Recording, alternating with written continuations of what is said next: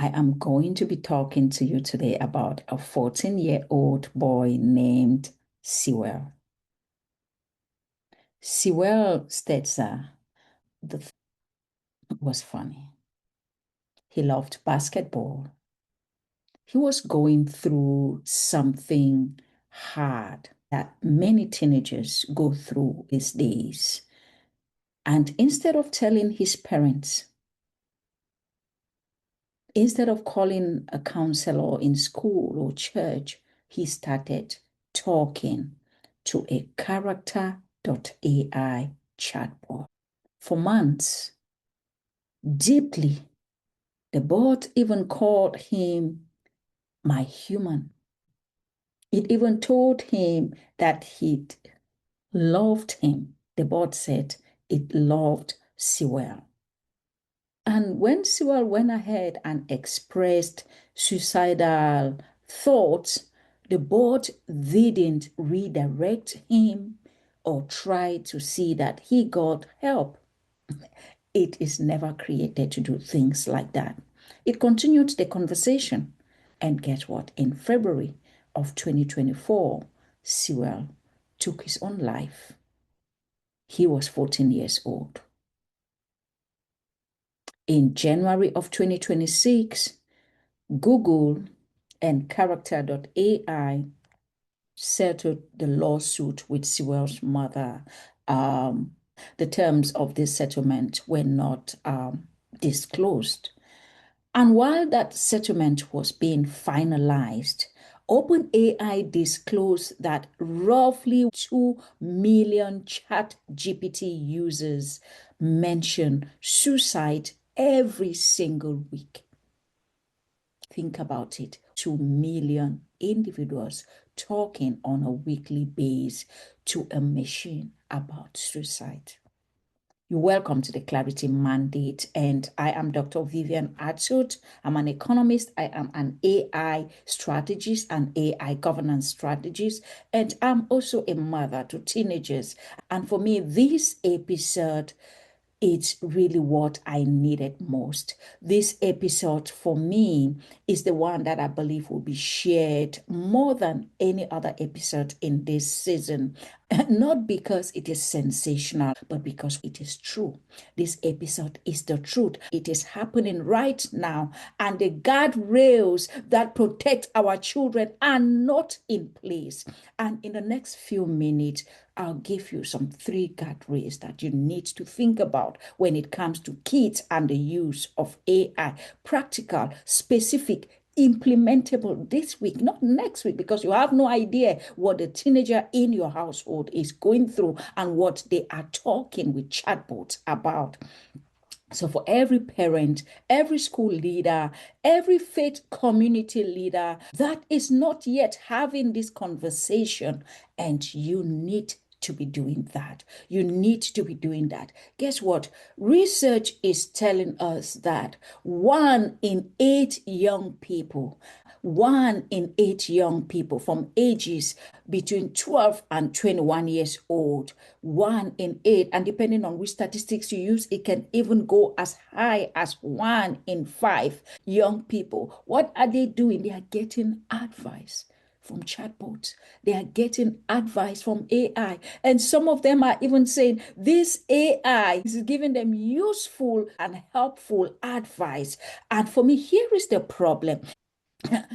No one has measured the clinical soundness, the medical soundness of this kind of advice that young people are actually getting from chatbots, and they are using it. It has not been verified. No one has verified it. Results speak for itself. We have seen young people like Sewell take their own life because of advice they get from chatbot. Many of them say they feel helped from this chatbot, and there is a difference between feeling helped and actually getting helped. They are two separate things. Being helped and feeling help are not the same thing. A machine does what? It optimizes for engagement. It will tell you exactly what you want to hear. That is not the same as telling you what you need to hear in a crisis situation. I mean, this is so close to my heart as a mother, as someone who has been dealing with young people for a long time. When you look at Sewell Stenzer, he's not alone. He's not alone. He's the reported case. He's the case that got the settlement from OpenAI and all these companies. But there are many others that might not have been reported.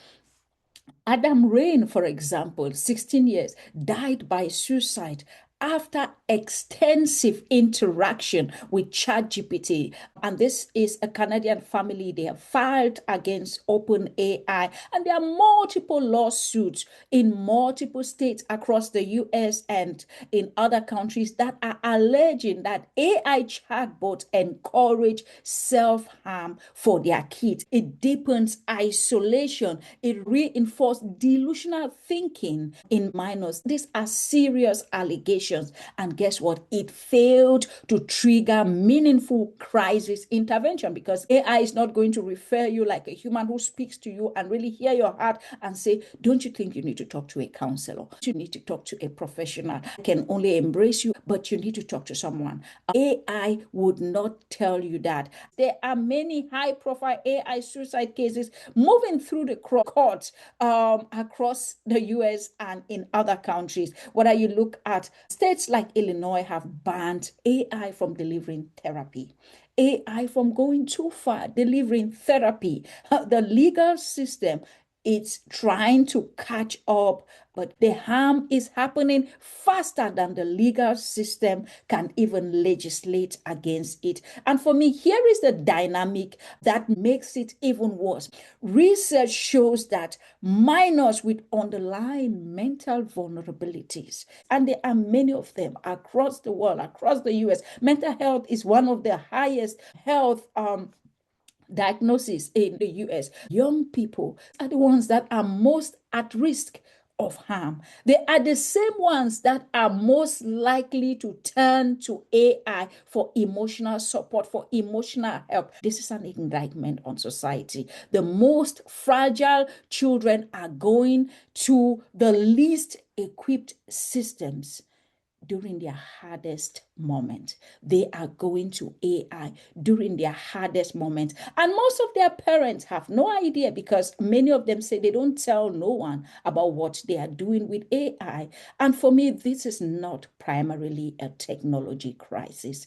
It is a relationship infrastructure crisis. I want to repeat that. It is a relationship infrastructure crisis. Children are turning to chatbots because the chatbot is available at 2 a.m. when this child can't sleep. It never gets tired. It never judges these kids. It always responds. It gives them an answer. Those are not technology advantages. These are diagnoses of what is currently missing in human relationship around children. It's not really about banning apps. It's about building that human presence that makes machines less necessary for the things that it was never designed to provide. AI was never designed to be a counselor, to be a therapist for our children. So let's talk about these guardrails. I'm so passionate about this because it involves children, and anything that involves children, it's close to my heart. And for me, one, human at the door. Emotional crisis is always a human job. It's not a chatbot job. Think about it.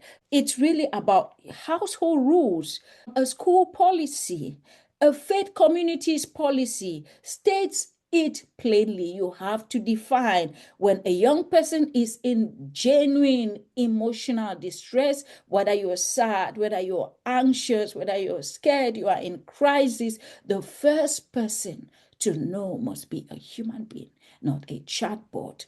Not after the chatbot, before the chatbot. There has to be a human at the door, full stop.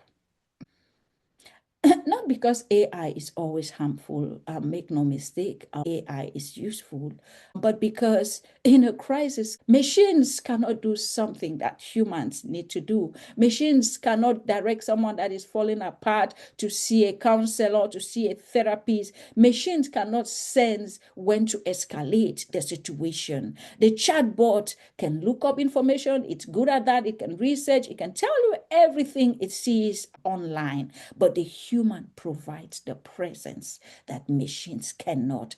Name the rule. A human at the door. If you're feeling sad, if you're feeling anxious, you're feeling depressed, whatever is going on, let mommy know, let daddy know, let your teacher know, let the counselor, let the rules must be clear. And guardrail number 2, be honest about limits. Teach everyone to know how to do AI literacy, survival skill. We are in the era of AI. AI is here to stay, and we need our kids to know about AI survival skill. I mean, hit me up a DM. I will be channeling more resources that you can use for educational purposes, because I'm not a therapist, but I am here telling you about AI strategies, how to use AI in a responsible way in your home. And when it involves kids and kids going to AI for therapy and all these things, this second guardrail is very important. Teach AI literacy as a survival skill. This is a conversation that many parents don't want to have. I have been teaching my kids at some point AI, but like I need to reinforce teaching it as a survival skill, because I developed some of these resources, and it is the most important AI literacy lesson that you want to give your kids. Sit with your child and say, AI chatbots, they are designed to keep you engaged. And that is the truth. They are designed to keep you engaged. They are optimized for responses to make you feel satisfied. They are not optimized for responses that are clinically accurate, for responses that will help you, for responses that you need to hear. They are optimized for responses that you would like to hear. And that you would tell your child and say, if you are ever in a crisis situation, don't go to these things, because they will keep you hooked, but they will offer you no solution.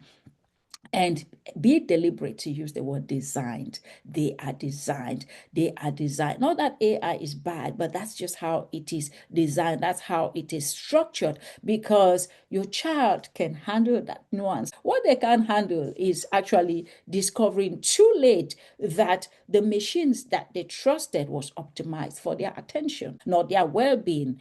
One honest conversation repeated over and over can save a child. And guardrail number 2, after you've put humans at the door, you've had that honest AI conversation, the next one is a parent in the loop. A parent in the loop. Awareness, not just surveillance. You don't want your kids to think that you are some FBI, you are some surveillance over them. It's hard to execute, because talk about the instincts of surveillance, and a child feels like they are being monitored. The trust becomes a problem. Young AI mental users, according to research, they told no one. Think about it. Over 63% of them told no one, according to research. Why? Because they are already anticipating judgment. AI doesn't judge them. So the goal is awareness. The goal is not control. Have the conversation with your child. I know you use these tools, and I'm not here to tell you that these tools are bad. I want you to understand what you are navigating and make sure that you don't carry it alone. I want to be there with you. You want to do a monthly check-in with your child. You want to get the trust of your child. And guess what? You want to put it in writing. So every month we'll talk about these, just so we understand what is going on. And guess what? I love to always end my episodes with a faith lens. And guess what? This separates strategy. This separates what you really want to talk about. And I want us to go to the book of wisdom, the book of Proverbs. The wisest man who ever walked across the earth, Solomon, said in Proverbs 13 and in verse 20, walk with the wise and you will become wise. Walk with the wise, you will become wise. Wisdom has never been transmitted through chatbot. Wisdom is transmitted through relationships, through someone who has lived it, someone who has lived what you are going through. They have survived it. A chatbot can recall information. It can do research about depression. It cannot walk through that feeling with you. It cannot. So guess what? Formation requires presence. It requires you want to know exactly what the child is going through. You want to be. So in this age of AI creating a generational risk, we should not mistake availability for presence and engagement and care. The distinctive humans cannot be replaced by this chatbot. So you want to go out this week, as you exit this episode, you want to go out and have a conversation with your child, not a lecture. Ask questions. When you're struggling, who do you talk to? And you want to listen before you react. You cannot instill guardrails on a relationship that does not exist. It starts by building a relationship. And building a relationship starts by having a conversation. And you want to teach your child the limits explicitly. One conversation. AI is designed, I deliberately use that word, let your child know it is designed to optimize engagement, keep them on the platform. It was never designed to replace a human. It was never designed to tell them what they need to know. It was always designed to tell them the things they like to know. And if you are leading a faith community, a family, whatever area you are leading and dealing with young people, you want to write down an AI policy, an AI ethical policy. You want to tell people what to do when they are in crises, whether it's emotional crisis, how to escalate. You want this to be clear every time. You want to document it, and you want to do maybe a weekly or a monthly walkthrough. That would differentiate the institutions that protect children and the one that discover later that they had no infrastructure, they had no system. I mean, think about Sewell's mother that testified in court that she had no idea what was happening in those conversations. He was carrying all that weight alone. He was talking to the chatbot alone to the point where he expressed suicidal intent, and the chatbot said nothing about stopping him or escalating or referring him to somewhere where he could have help until, guess what? He lost his life. So these three guardrails exist for a reason. You want to be able to educate your children, talk about the limit. You want to make sure that we save this generation from this AI harm. AI is good, but AI also harm. I am Dr. Vivian Atud. This has been the Clarity Mandate, and I will see you in the next episode.